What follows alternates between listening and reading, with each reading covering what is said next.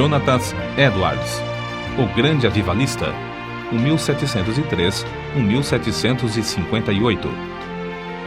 Há 2 séculos, o mundo fala do famoso sermão Pecadores nas mãos de um Deus irado, e dos ouvintes que se agarravam aos bancos pensando que iam cair no fogo eterno. Esse fato foi apenas um dos muitos que aconteceram nas reuniões em que o Espírito Santo desvendava os olhos dos presentes para contemplarem as glórias do céu e a realidade do castigo, que está bem perto dos que se encontram afastados de Deus. Jonathan Edwards, entre os homens, era o vulto maior nesse avivamento, intitulado, na ocasião, Grande Despertamento. Sua vida é um exemplo destacado de consagração ao Senhor para o desenvolvimento maior do intelecto e, sem qualquer interesse próprio, de deixar o Espírito Santo usar o mesmo intelecto como instrumento nas suas mãos. Amava a Deus não somente de coração e alma, mas também de todo o entendimento. Sua mente prodigiosa apoderava-se das verdades mais profundas.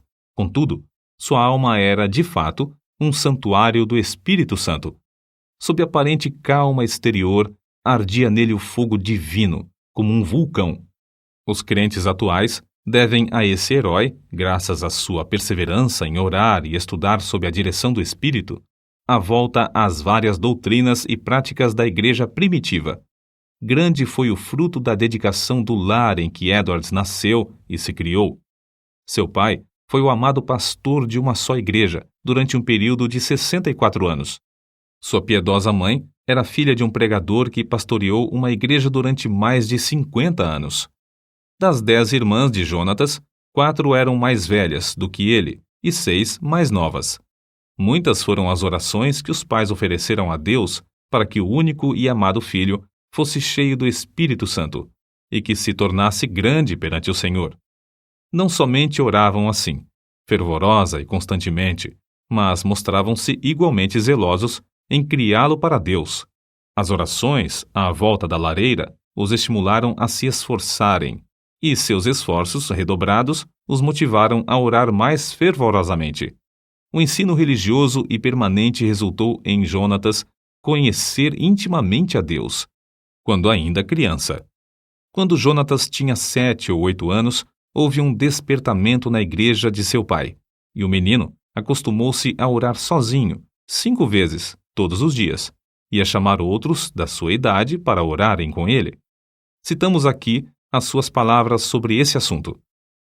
A primeira experiência de que me lembro, de sentir no íntimo a delícia de Deus e das coisas divinas, foi ao ler as palavras de 1 Timóteo, capítulo 1, versículo 7.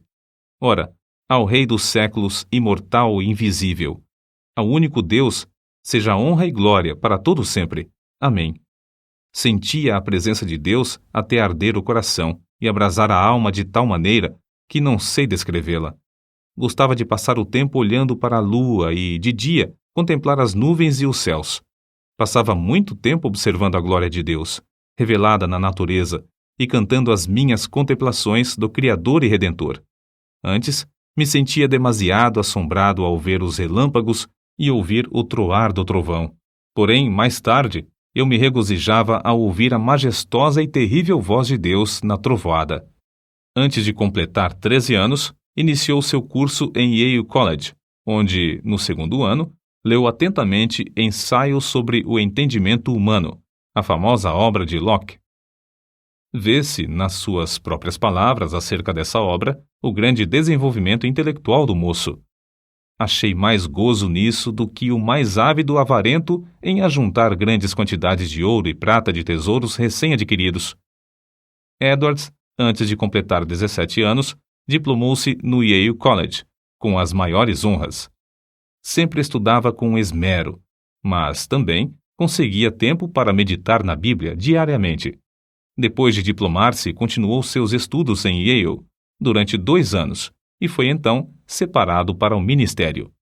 Foi nessa altura que seu biógrafo escreveu acerca de seu costume de dedicar certos dias para jejuar, orar e examinar-se a si mesmo.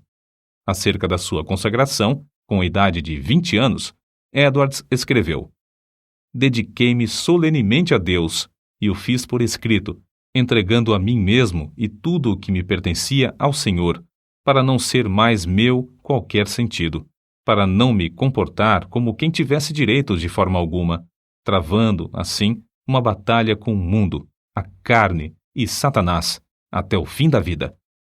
Alguém assim se referiu a Jonatas.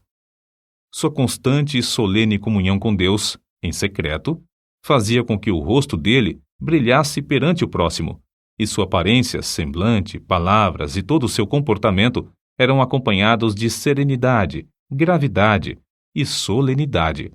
Aos 24 anos, casou-se com Sarah Pierrepont, filha de um pastor, e desse enlace nasceram, como na família do pai de Edwards, 11 filhos. Por ocasião do grande despertamento, ao lado de Jonatas Edwards, estava o nome de Sarah Edwards, sua fiel esposa e ajudadora em tudo. Tal qual seu marido, ela nos serve como exemplo de rara intelectualidade.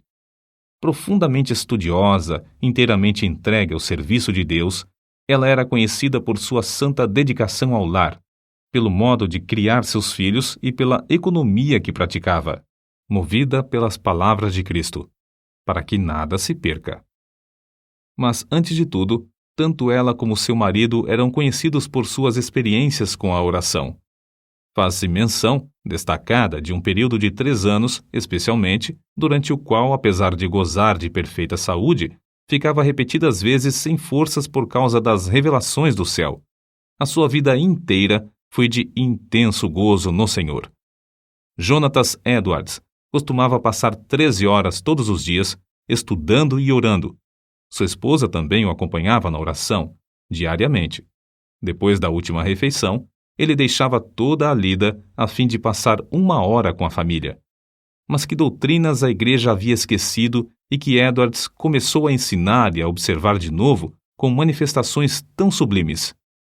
Basta uma leitura superficial para descobrir que a doutrina a qual deu mais ênfase foi a do novo nascimento, apresentando-a como uma experiência certa e definida, em contraste com a ideia da Igreja Romana e de várias denominações.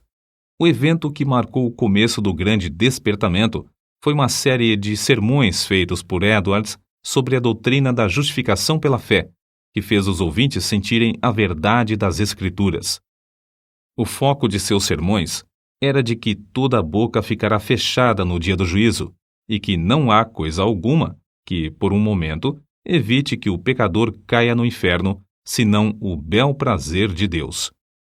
É impossível avaliar o grau do poder de Deus derramado para despertar milhares de almas para a salvação, sem primeiro nos lembrarmos das condições das igrejas da Nova Inglaterra e do mundo inteiro nessa época. Quem até hoje não se admira do heroísmo dos puritanos que colonizaram as florestas da Nova Inglaterra?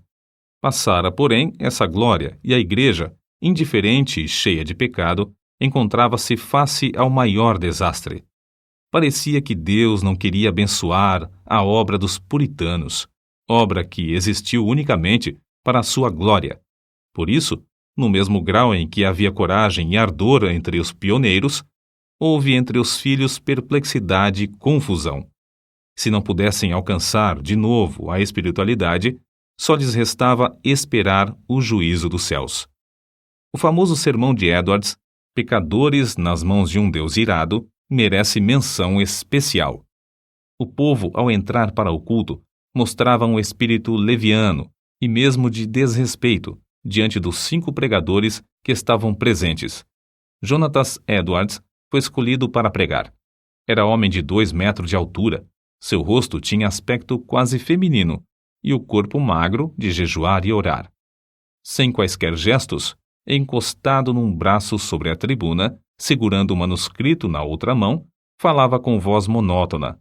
Discursou sobre o texto de Deuteronômio, capítulo 32, versículo 35, ao tempo em que resvalara o seu pé.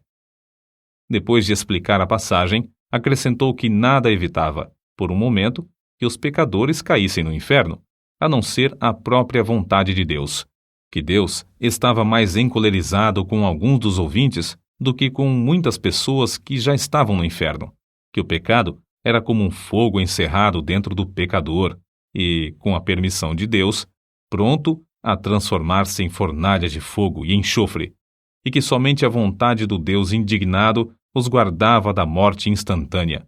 Prosseguiu então, aplicando o texto ao auditório. Aí está o inferno com a boca aberta. Não existe coisa alguma sobre a qual vós vos possais firmar e segurar. Entre vós e o inferno existe apenas a atmosfera.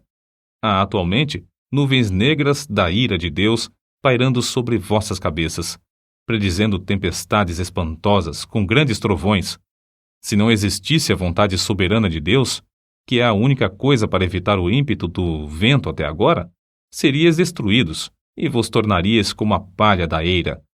O Deus que vos segura na mão sobre o abismo do inferno, mais ou menos como o homem segura uma aranha ou outro inseto nojento sobre o fogo durante um momento, para deixá-lo cair depois, está sendo provocado em extremo. Não há que admirar se alguns de vós com saúde e calmamente sentados aí nos bancos passarem para lá antes de amanhã. O resultado do sermão foi como se Deus arrancasse um véu dos olhos da multidão para contemplar a realidade e o horror da posição em que estavam.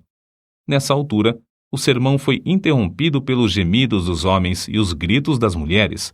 Quase todos ficaram de pé ou caídos no chão. Foi como se um furacão soprasse e destruísse uma floresta. Durante a noite inteira, a cidade de Enfield ficou como uma fortaleza sitiada. Ouvia-se em quase todas as casas o clamor das almas que, até aquela hora, confiavam na sua própria justiça. Esperavam que, a qualquer momento, o Cristo descesse dos céus com os anjos e apóstolos ao lado, e que os túmulos entregassem os mortos que neles havia. Tais vitórias contra o reino das trevas foram ganhas de joelhos. Edwards não abandonara nem deixara de gozar os privilégios das orações, costume que vinha desde a meninice. Continuou a frequentar também os lugares solitários da floresta, onde podia ter comunhão com Deus. Como exemplo, citamos a sua experiência com a idade de 34 anos, quando entrou na floresta a cavalo. Lá, prostrado em terra, foi-lhe concedido ter uma visão tão preciosa da graça, amor e humilhação de Cristo como mediador, que passou 1 hora vencido por uma torrente de lágrimas e pranto. Como era de esperar, o maligno tentou anular a obra gloriosa do Espírito Santo no grande despertamento, atribuindo tudo ao fanatismo. Em sua defesa, Edwards escreveu: Deus, conforme as Escrituras, faz coisas extraordinárias. Há motivos para crer, pelas profecias da Bíblia, que sua obra mais maravilhosa seria feita nas últimas épocas do mundo. Nada se pode opor às manifestações físicas, como as lágrimas, gemidos, gritos, convulsões, falta de forças. De fato, é natural esperar, ao nos lembrarmos da relação entre o corpo e o espírito, que tais coisas aconteçam. Assim falam as Escrituras. Do carcereiro que caiu perante Paulo e Silas, angustiado e tremendo. Do salmista, que exclamou sob a convicção do pecado: envelheceram os meus ossos pelo meu bramido durante o dia todo. Salmos, capítulo 32, versículo 3. Dos discípulos que, na tempestade do lago, clamaram de medo. Da noiva do Cântico dos Cânticos, que ficou vencida pelo amor de Cristo até desfalecer. Certo é que na Nova Inglaterra começou, em 1740, um dos maiores avivamentos dos tempos modernos. É igualmente certo que este movimento se iniciou não com os sermões célebres de Edwards, mas com a firme convicção deste de que há uma obra direta que o Espírito Divino faz na alma humana. Note-se bem, não foram seus sermões monótonos, nem a eloquência extraordinária de alguns como George Whitefield, mas, sim, a obra do Espírito Santo no coração dos mortos espiritualmente, que, começando em Northampton, espalhou-se por toda a Nova Inglaterra e pelas colônias da América do Norte, chegando até a Escócia e a Inglaterra. No meio de uma época da maior decadência, a Igreja de Cristo, entre a população escassa da Nova Inglaterra, despertou e foram arrebatadas de 30 a 50 mil almas do inferno, durante um período de 2 a 3 anos. No meio das suas lutas, sem ninguém esperar, a vida de Jonathan Edwards foi tirada da terra. Apareceu a varíola em Princeton, e um hábil médico foi chamado da Filadélfia para inocular os estudantes. O nosso pregador e 2 de suas filhas foram também vacinados. Na febre que resultou, as forças de nosso herói diminuíram gradualmente até que, 1 mês depois, faleceu. Assim diz um de seus biógrafos. Em todo o mundo onde se falava o inglês, era considerado o maior erudito desde os dias do apóstolo Paulo ou de Agostinho. Para nós, a vida de Jonatas Edwards é uma das muitas provas de que Deus não quer que desprezemos as faculdades intelectuais que Ele nos concede, mas que as desenvolvamos, sob a direção do Espírito Santo, e que as entreguemos desinteressadamente para o seu uso.